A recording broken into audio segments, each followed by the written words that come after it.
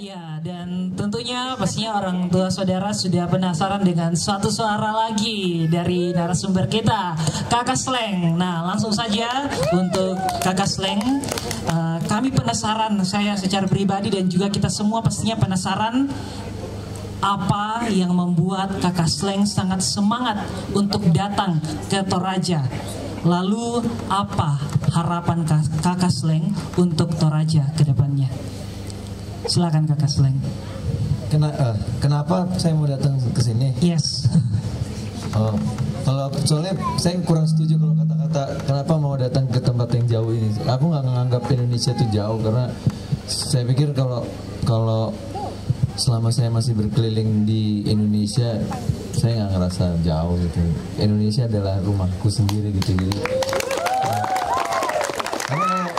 Karena kalau mindset kita aduh jauh, akhirnya kita nggak pernah ke situ gitu. Karena kita jadi kayak punya benteng gitu loh. Aduh males jauh gitu loh. Jadi aku selalu otakku berpikirnya bahwa wah harus someday saya harus ke Toraja atau suatu hari saya harus nengok Toraja kayak gitu. Karena Toraja salah satu rumahku juga gitu kan. Misalnya. Terus kenapa? Karena aku sama Ulfa udah berapa tahun ke belakang selalu bikin sesuatu yang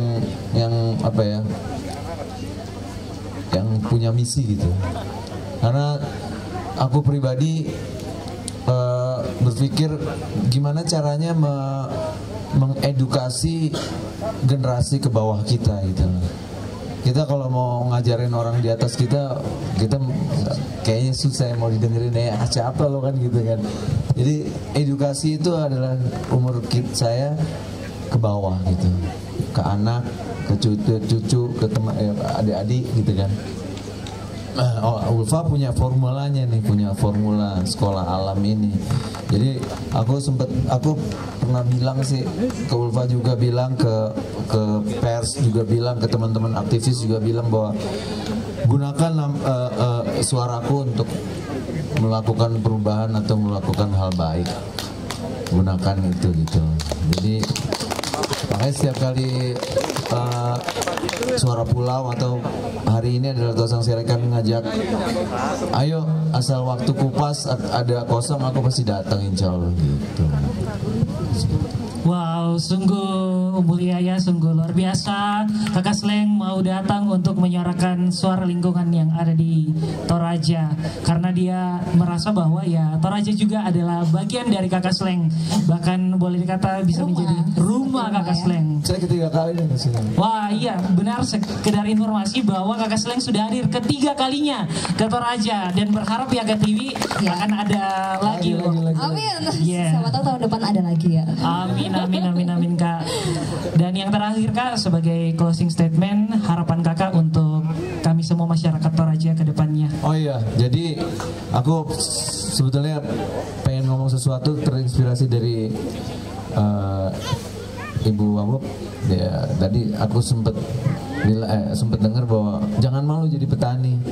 Jadi aku mau cerita dikit ya. Jadi ada, nggak tahu ya, mungkin di Jakarta sih. Di Jakarta tuh ada startup namanya Sayur Box. Jadi kalau kita mau beli sayur, buah-buahan itu cuma lewat handphone. Dia masih muda, cewek perempuan masih muda, sekolah ke Boston. Memang orang kaya bapaknya, di sekolahin Boston, pinter, lulus. Dia pulang, dia ke kampung, dia nanam sayur. Terus dia buat aplikasi Sayur Box itu. Dan Sayur Box itu sekarang bisa ngebeli sayur-sayuran di desa-desa untuk dijual di Sayur Box. Jadi ilmu dia yang dia sekolah jauh-jauh tetap dia bawa pulang gitu loh. Dan dia nggak malu jadi turun ke kebun, ke sawah untuk jadi petani, langsung ngawasin kebunnya gitu loh. Jadi aku pikir anak-anak terutama khususnya di Toraja ini cari ilmu yang setinggi-tinggi deh, yang pinter deh. Nanti begitu kita pinter, punya otak kita encer, kita bangun desa kita, bangun rumah kita, bangun kampung kita. Karena balik lagi bahwa Toraja adalah tempat wisata. semakin cantik, semakin indah, semakin bersih, semakin menarik, tamu akan datang banyak, dan itu akan membawa keberkahan, terus bawa bawa nafkah, bawa duit banyak ke Toraja. Jadi semua orang di Toraja khususnya jadi makmur, insya Allah. Terima kasih banyak. Wah, jadi sangat memotivasi sekali dari 3 narasumber kita. Kiranya setiap ungkapan yang telah disampaikan itu benar-benar bisa memotivasi kita, memotivasi dan menyentuh kita untuk benar melakukan. Walaupun mungkin mimpi kita untuk membuat lingkungan ini menjadi lebih baik itu seperti yang dibilang tadi agak gila karena melihat realitas sekarang ini, tapi tidak ada yang tidak mungkin kalau kita mulai dari hal yang kecil. Iya, pasti bisa. Tuh. Jadi ya, semoga kita lewat talk show seperti ini bisa termotivasi. Oke. Selanjutnya.